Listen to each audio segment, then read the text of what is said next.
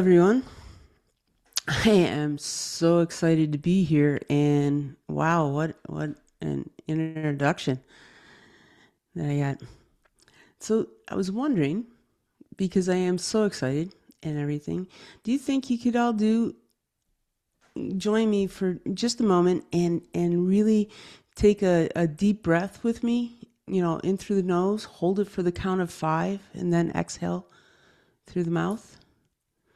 You know, so let's just do that just real quickly.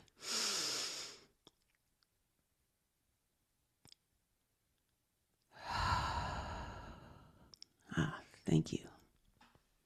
Thank you so much.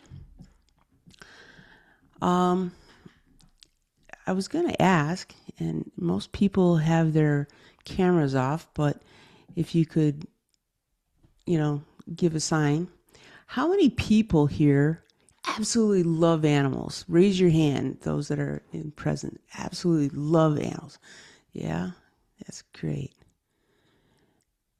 And who has taken this one step further by learning the spiritual meanings of animals? A few. That's great. And who's taken it even one step further and learn how to work with them energetically? So. Okay.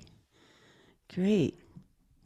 Well, ever since I can remember, you know, I have seen animals hanging around people all my life. I don't think there's ever been a day that I haven't seen spirit animals around people. In fact, I would have to say, I think my mother thought I was totally delusional when I was little, and it wasn't until I was about 16 that she finally gave in, and she took me to go study with the Native American grandmothers on the Seneca Reservation. And I learned their ways and practices for life and for healing. But I really didn't pursue that path. I went on to study psychology and art therapy, and I even worked as an art director for a little while. It wasn't until one day, one of my mentors that I had promised that I would have a fine art show. She was diagnosed with stage 4 ovarian cancer. And, one of the things that I was taught when growing up is you're to never, ever leave this world with regrets, And all I could think of is, oh my goodness, if this woman, this mentor, this person that I regarded as a stepmother, passes before that fine art show, oh my goodness, I'm going to have the biggest regret in my life. So I was like, what do you do? How do I do this? So I put a show together, and you always have to have a theme for a show. So I decided to do portraits of people, and to do the portraits of how I see them with the animals. And what really was interesting is that show, putting that show together to honor her, also changed the trajectory of my life, creating a unique experiences with totem portraits.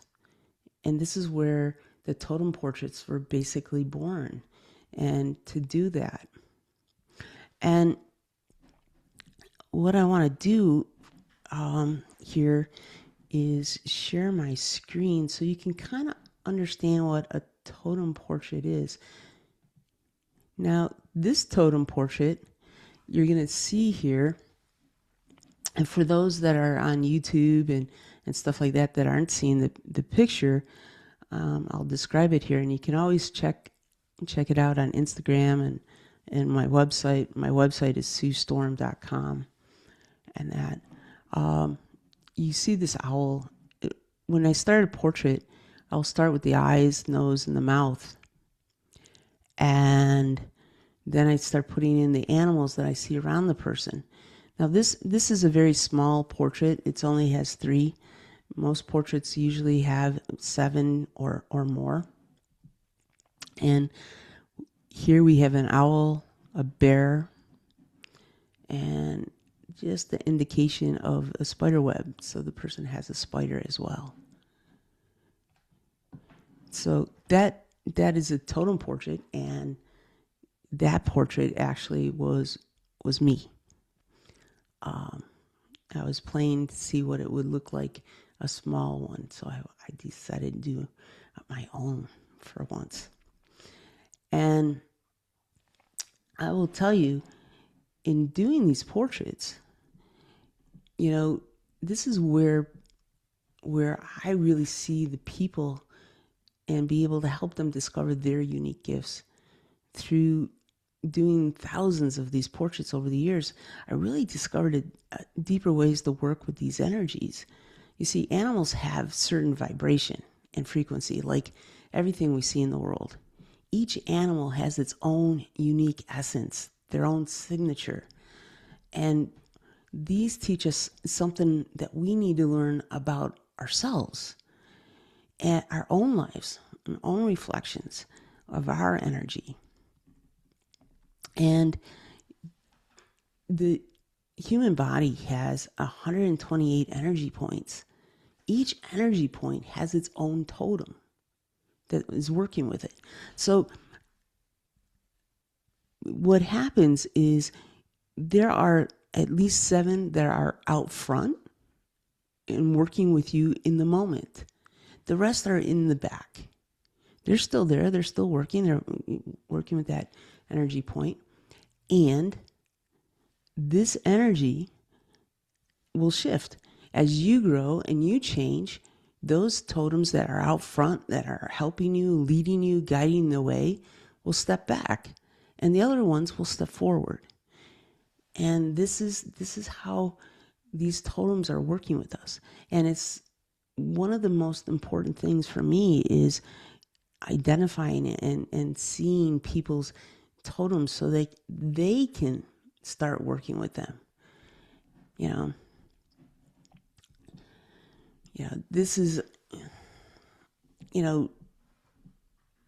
people use totems so much as to see a sign. Oh, I recognize, I see this, oh, look, there's a deer today.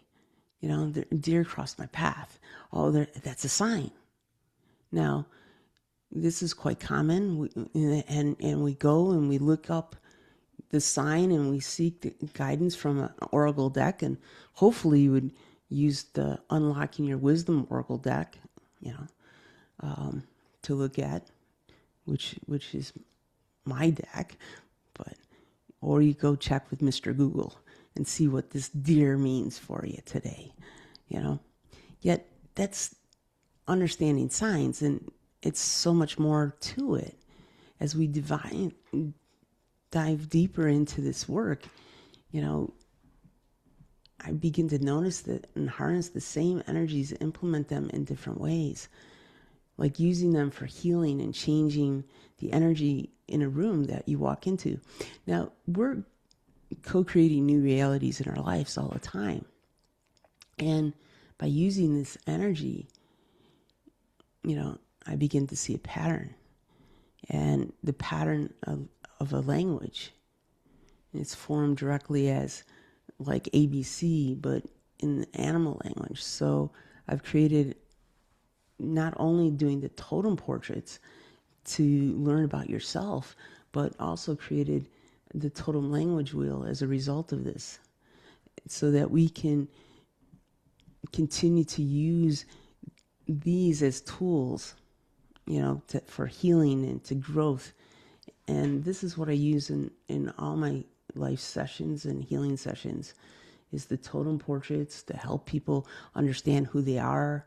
And if we're trying to shift the energy of something more, we can go into using a totem wheel and using the language of the totems for that.